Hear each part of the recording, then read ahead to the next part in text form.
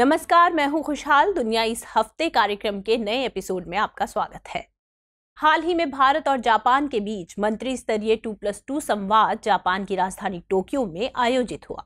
इस संवाद में भारत की तरफ से रक्षा मंत्री राजनाथ सिंह तथा विदेश मंत्री एस जयशंकर ने भाग लिया, तो वहीं जापान की ओर से यासुकाजा हमादा तथा विदेश मंत्री योशिमासा हयाशी शामिल हुए।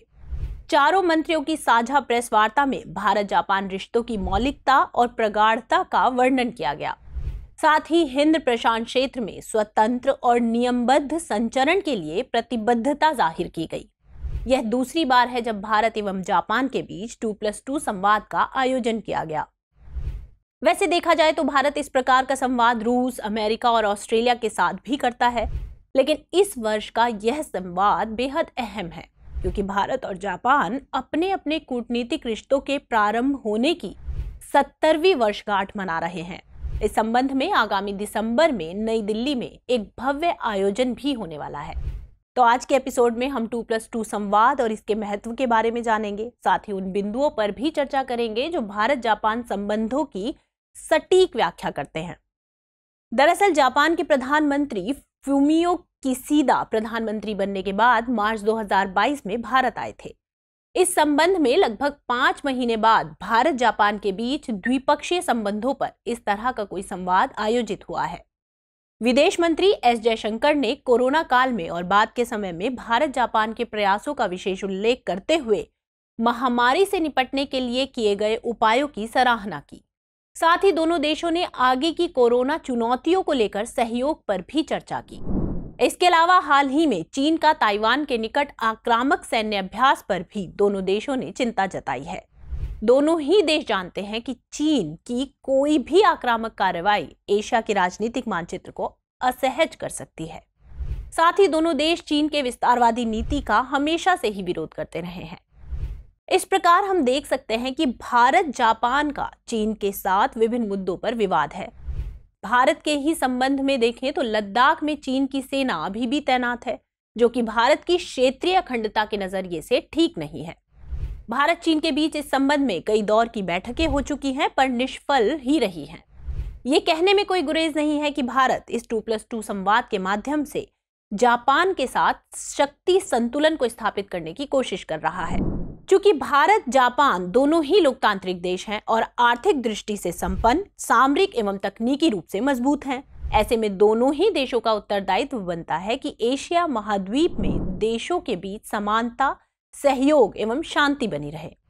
इस संदर्भ में भारत जापान ने साझा संवाद एवं कूटनीति के माध्यम से समस्याओं के समाधान हेतु सहमति प्रकट की। साथ ही द्विपक्षीय सुरक्षा और रक्षा सहयोग को बढ़ाने हेतु अपनी प्रतिबद्धता जाहिर की। हिंद प्रशांत क्षेत्र को भारत जापान संबंधों की धुरी कहें तो गलत नहीं होगा, क्योंकि इस क्षेत्र में दोनों देश आर्थिक, सामरिक और सामुद्रिक हितों पर एक दूसरे का सहयोग करते हैं।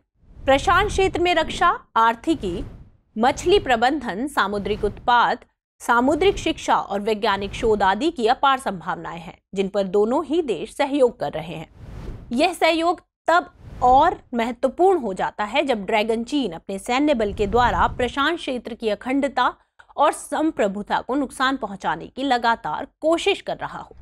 प्रशांत क्षेत्र में दोनों देश की सामरिक भागीदारी और सहयोग से ब्रुनेई, इंडोनेशिया, वियतनाम, फिलीपींस जैसे छोटे और द्वीपीय देशों को चीन की अराजकता के खिलाफ खड़े होने का बल मिलता है।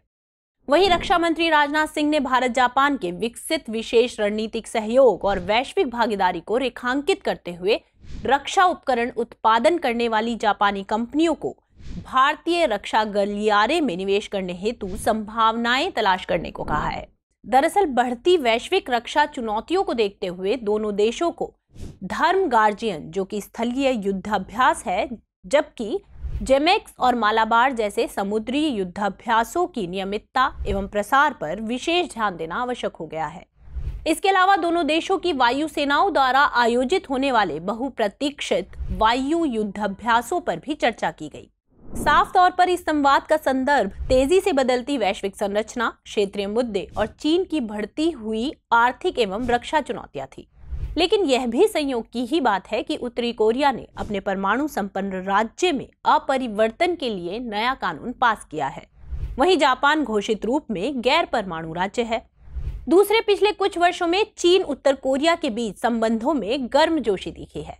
इस नजरिए से भी शक्ति संतुलन हेतु जापान को भारत का साथ आवश्यक हो जाता है। अब सवाल यह है कि अगर प्रशांत क्षेत्र में भारत के लिए इतनी संभावनाएं और द्विपक्षीय हित जुड़े हुए हैं, तो भारत कैसे इनका संरक्षण कर रहा है। दरअसल Bharat Indian Ocean Rim Association Quad जैसे संगठनों का सदस्य देश है। Bharat Indian Ocean Rim Association में सदस्य देशों के साथ सामुद्रिक सुरक्षा, फिशरीज प्रबंधन, आपदा प्रबंधन, सामुद्रिक पर्यटन, सांस्कृतिक आदान प्रदान और शिक्षा के क्षेत्र में काम कर रहा है। इसका लाभ छोटे और बड़े सभी देशों को समान रूप से प्राप्त हो रहा है। इसके अलावा सागर यानी security and growth for all in the region के माध्यम से रक्षा, सामुद्रिक प्रौद्योगिकी का विकास, क्षमता निर्माण एवं सतत विकास जैसे क्षेत्रों में सभी देशों के साथ सहयोग कर रहा है। अन्य संदर्भों में हम देखें तो भारत विश्व की 5वीं बड़ी अर्थव्यवस्था वाला देश बन गया है। आर्थिक संपन्नता के कारण भारत को आर्थिक निवेश एवं विस्तार के लिए संभावित क्षेत्रों की तलाश होगी और निश्चित रूप से आर्थिक संभावना के रूप में प्रशांत क्षेत्र आर्थिक गतिविधियों के प्रसार हेतु भारत के लिए बेहतर क्षेत्र साबित होगा। तो आइए नोट कर लेते हैं आज का सवाल। इंडो पैसिफिक क्षेत्र में भारत जापान के संबंधों को रेखांकित करने वाले विभिन्न पक्षों की चर्चा कीजिए। तो आज के एपिसोड में इतना ही। अपने सुझाव कमेंट बॉक्स में हम तक जरूर पहुंचाइए। मिलते हैं अगले एपिसोड में।